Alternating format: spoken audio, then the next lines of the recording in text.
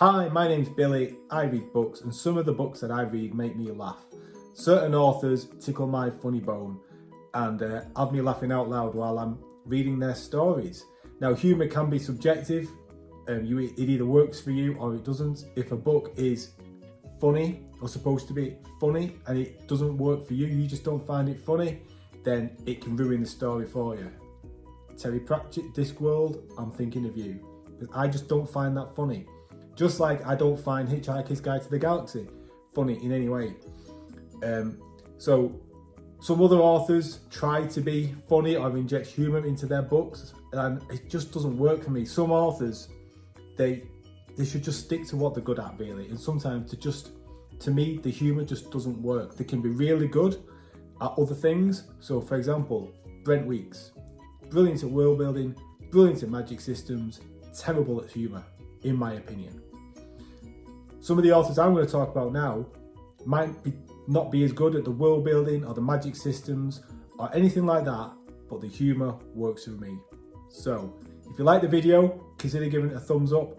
And if any of these authors you didn't know about or didn't hear about, but you know that that type of humour is going to work for you, please consider subscribing to the channel. So the first author that I would think most fantasy readers will probably have heard of is Joe Abercrombie. He writes very dark, grim books, very violent, but also very funny. There are comments and insults and back and to between characters that really make me chuckle.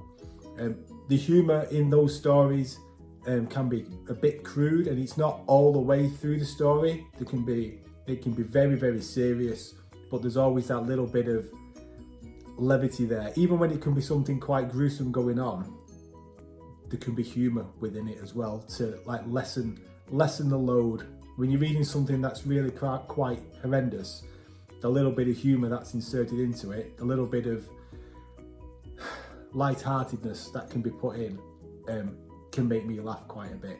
It helps, I think, that he's so good at writing characters that you understand the character, you understand what they're saying, and then what they say, because of their characteristics, it just works so well. And I don't know about you, but when I've ever seen him being interviewed, it always looks as though he's kind of taking the piss a little bit in his interviews. Looks like he's holding himself back a bit because he's being interviewed and he's trying to be professional and get across about the way he writes, the way he builds characters or whatever. But the way he talks, the way he comes across, he always looks to me like he's being pretty sarcastic and just trying not to fully take the mickey in the interview. But that's his actual true personality or humour underneath, that he's trying to hold at bay for to be professional and be corporate almost. I imagine if you just know him in general, if you just know him as Joe and he's the guy down the pub or something like that, I bet he's a great laugh. Someone else, another author who I think is no doubt going to be a great laugh in real life because it comes across in all the books of his that I've read, is Sebastian de Castell. I've read his Greatcoat series and I've read his Spellslinger series, and the way the friendships he builds and crafts within his stories between the Greatcoats, so Falkio, Kest and Brasti, and then the cast of characters in Spellslinger is fantastic. The way they get on, the way they don't get on, the way they needle each other, the way they rip the mickey out of each other all the time, the odd bit of swearing in there as well. You'll pick up on this. I do like a good bit of swearing in my books when it's done in a humorous way, because a good swear word can work if it's done right. In the Greatcoats, the humour is cruder. There's more bad language in that. Spellslinger is more of it's not a young adult series, but it's more toned down. So that's the way I would describe it from the Greatcoats. Spellslinger it's toned down a bit in terms of the language and the violence compared to the Greatcoats. But the humour, the camaraderie and the friendships is there. And in the Spellslinger series, the main character's business partner steals the show. Every time that business partner is on the page, is on the screen, he steals the show. He's just so funny. The odd swear word coming in there, it's just brilliant. Just makes me laugh. And it's not all the time. Because if it was all the time, it wouldn't be funny, I don't think. I think you can overdo it. If you're constantly trying to do joke after joke after joke after gag, it falls a bit flat. But when it's just done at the right time, at the right place, in the right circumstance, it can work brilliantly. In my opinion, Sebastian de Castell does that fantastically well. An author who I think, in the books I've read, I just get the impression he is sat there having a great time taking the piss. I've read 2 Manifest Delusions books and a standalone in that world as well. And this is Michael R. Fletcher I'm talking about. Now this is grimdark, I believe. Think of the darker points of Joe Abercrombie's books, but then dial it up a bit more. And equally then dial up the humour and the swearing a bit more as well. And I think that's where you find Michael R. Fletcher. And I was laughing out loud, I think maybe within the first 5 pages of the very first book in Manifest Delusions. The name escapes me, but I'll put it there. Witchtig, the character in that book, he gets all the good lines in that. Right in the first part of it, where him and his 2 companions are in this nowhere little village, in this nowhere place,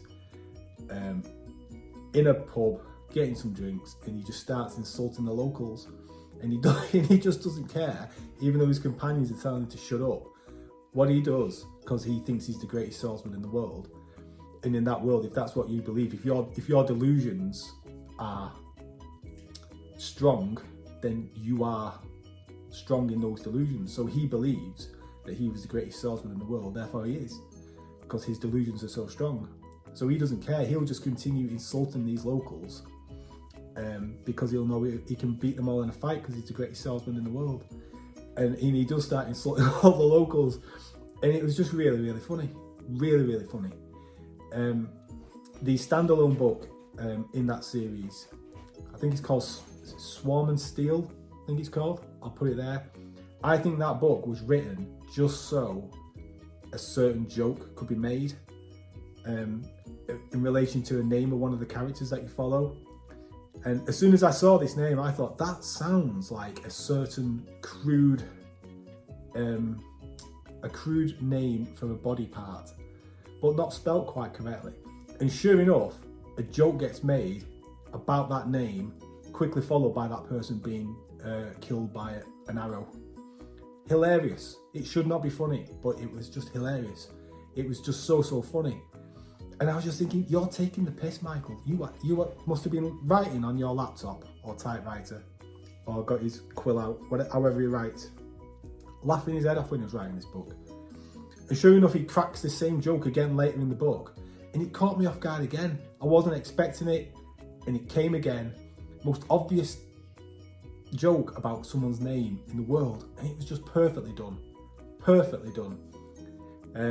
He also has a way of writing about things that are just wrong, just flat out wrong, bad, horrendous, gruesome, awful things, but you're laughing as you're reading it because it's just so preposterous what you're reading.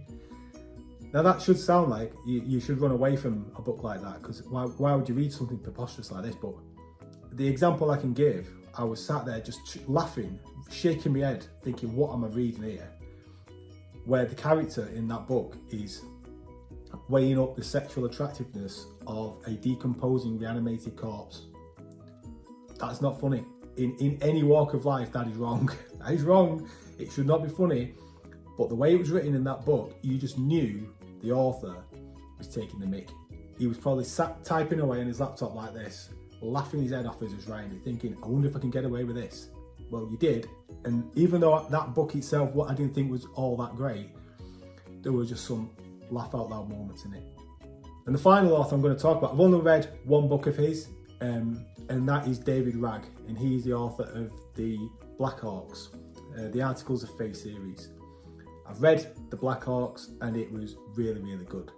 The character specifically who gets all the good lines in that is Lemon, who is one of the Blackhawks, and they're like a foul-mouthed bunch of mercenaries who get embroiled in this plot almost, with this cowardly prince and our main character who's looking after the cowardly prince, and they all get embroiled in it together, and they all go off on this to get embroiled in this adventure, and they just slag each other off and beat each other up, and it's really, really funny. And Lemon gets all the good lines. The description by Lemon of a tarantula, I can remember where I was. It's one of those moments, you know, can you remember what you were doing when Princess Diana died? Can you remember where you were when England won the Cricket World Cup? Yes, I can. Can I remember where I was when Lemon described the tarantula? Yes, I can. I was on a caravan site, on holiday, sat in the awning, drinking a cup of coffee. I had the cup of coffee drink in my mouth. I read that description and the coffee came out of my nose all over the awning. I laughed, I snorted that much. It was so funny. And I've got the second book in that duology. I think it's called The Righteous. I'll put it there.